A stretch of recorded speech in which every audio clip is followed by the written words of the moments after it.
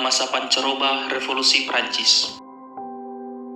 Pada tahun 1789, Prancis memasuki masa paling kelam dan paling menentukan dalam sejarah Eropa.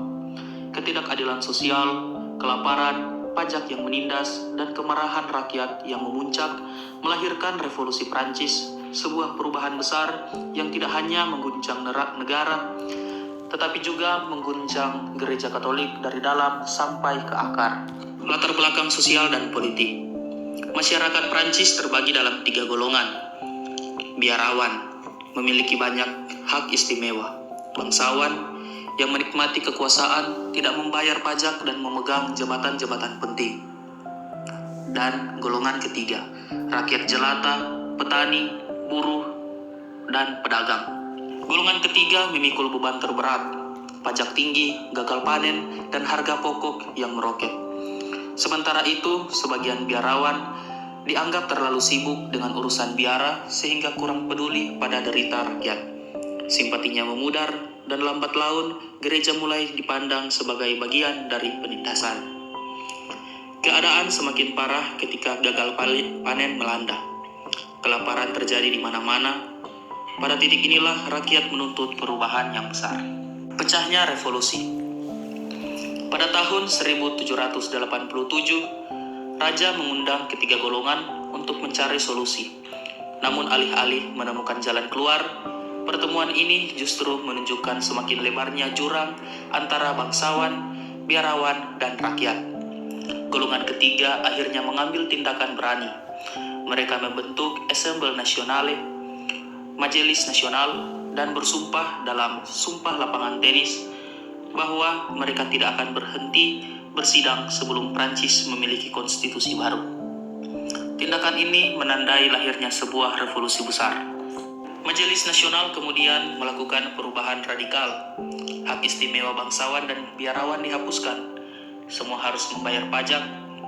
Harta gereja dinyatakan sebagai milik negara. Gereja dijadikan lambang negara. Inilah awal munculnya 2 kelompok imam. Yang pertama, imam konstitusional, tunduk pada aturan negara. Yang kedua, imam inkonstitusional, tetap setia pada paus. Perpecahan pun tak terhindarkan ketika Raja Louis ke-16 akhirnya dihukum mati pada tahun 1793. Keadaan memburuk, muncul masa kelam yang dikenal sebagai masa teror. Gereja mengalami penderitaan hebat, banyak gereja ditutup dan dinajiskan. Para imam yang menolak sumpah dibunuh, orang yang menolong imam dianggap pengkhianat dan dapat dihukum mati. Tradisi Kristen seperti monogami dan sakramentalitas perkawinan diabaikan. Revolusi yang awalnya menuntut kemerdekaan, persamaan, dan persaudaraan berubah menjadi Tiffany baru. Masa Napoleon, awal perubahan. Ketika keadaan kacau, muncullah tokoh kuat, Napoleon Bonaparte. Hal pertama yang dilakukannya adalah menghentikan pembunuhan imam dan mengembalikan sebagian kebebasan beragama. Pada tahun 1801, Napoleon membuat Concordat, perjanjian dengan tahta suci. Beberapa poin pentingnya, agama Katolik diakui sebagai agama mayoritas rakyat Prancis. Upacara keagamaan dinyatakan bebas. Uskup boleh diangkat oleh pemerintah, tetapi harus disahkan paus. Gereja bisa menggunakan bangunan gereja, tetapi statusnya tetap milik negara. Concordat ini tidak sepenuhnya menguntungkan gereja, tetapi menandai akhir masa kegelapan revolusi.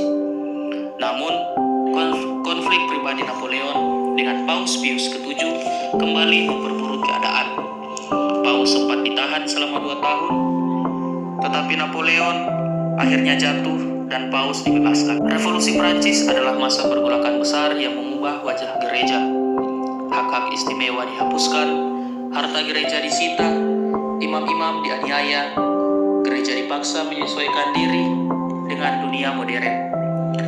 Namun justru melalui penderitaan itu, gereja memasuki babak baru, lebih rendah hati, lebih terbuka, dan siap menghadapi dunia modern. Perjalanan panjang inilah yang pada akhirnya menuju pembaruan besar di abad berikutnya, hingga puncaknya pada Konsili Vatikan kedua.